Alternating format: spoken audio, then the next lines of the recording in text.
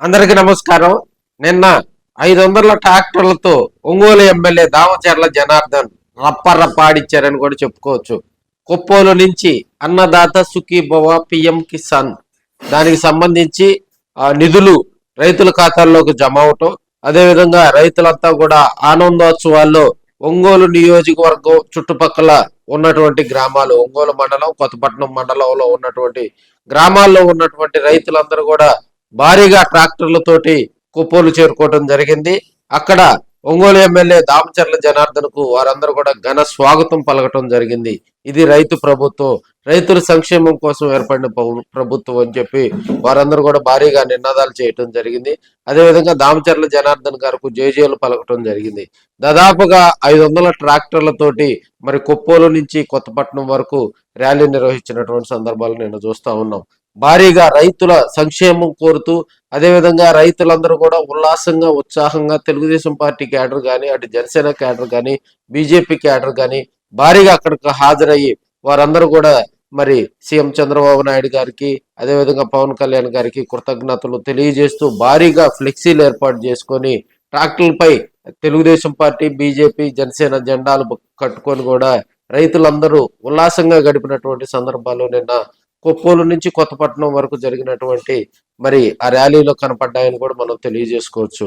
అదేవిధంగా ఎమ్మెల్యే దామచర్ల జనార్దన్ గారు ట్రాక్టర్ తోలుతూ కూడా అక్కడ ఉన్నటువంటి రైతులను ఉత్సాహపరచడం, గ్రామాల నుంచి వచ్చినటువంటి తెలుగుదేశం కూటమి క్యాడర్ అందరిని కూడా ఆప్యాయంగా పలకరిస్తూ ఆయన ముందుకు వెళ్తున్నటువంటి సందర్భాలు. అదేవిధంగా మరోవైపు జనసేన పార్టీ జిల్లా అధ్యక్షులు, అదేవిధంగా ఉడా చైర్మన్ షేక్ రియాజ్ గారు, ఇటువైపు కనుక చూస్తే మనకి సెగ్గం శ్రీనివాసరావు గారు, ఆయన బీజేపీ జిల్లా అధ్యక్షులుగా ఉన్నారు.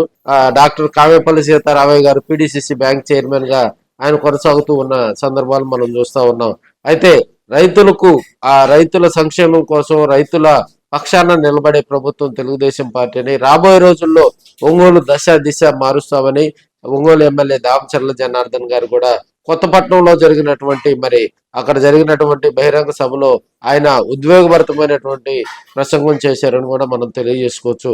రాబోయే రోజుల్లో గ్రామాల్లో కూడా ఆ పార్టీని ముందుకు తీసుకెళ్లేందుకు ఆయన మరింతగా కూడా ముందుకెళ్తున్నటువంటి సందర్భాలు ఒంగోలు నియోజకవర్గంలో చూస్తా ఉన్నాం. అయితే నిన్న 500 ట్రాక్టర్లతో దామచర్ల జనార్దన్ గారు భారీ ర్యాలీ ఒంగోలు నగరంలో చేపట్టడంతో, అంటే కొప్పోలు నుంచి కొత్తపట్నం వరకు ర్యాలీ చేపట్టడంతో ప్రతిపక్షంలో ఉన్నటువంటి ఒంగోలు బియ్యం దొంగోడికి ఆల్రెడీ తడిసిపోయిందని కూడా మనం తెలియజేసుకోవచ్చు. ఒంగోలు వేదికగా కూడా అనేక మంది రాజకీయాలు చేసినటువంటి సందర్భాలు, పెద్దాయన దామచర్ల ఆంజనేయులు గారు కానీ, మాగుంట సుబ్బరామరెడ్డి గారు కానీ, కర్ణం బలరామకృష్ణమూర్తి గారు కానీ, మరి ఈ తరం నాయకుల్లో కూడా మాగుంట శ్రీనివాసులు రెడ్డి గారు కానీ, వైవి సుబ్బారెడ్డి గారు కానీ, బాలినేని శ్రీనివాసరెడ్డి గారు కానీ, దామచర్ల జనార్దన్ గారు కానీ, వీరందరూ కూడా ప్రజలతో మమేకం అవుతూ ప్రజలను ఆప్యాయంగా పలకరిస్తూ పార్టీలకు అతీతంగా కూడా ఆ ఎలక్షన్, ఆ 4-5 నెలలు ఆ ఎలక్షన్ కూడా ఉన్నాళ్ళు మాత్రమే ఎలక్షన్ స్ట్రాటజీ చేసేవాళ్ళు, మిగతా టైంలో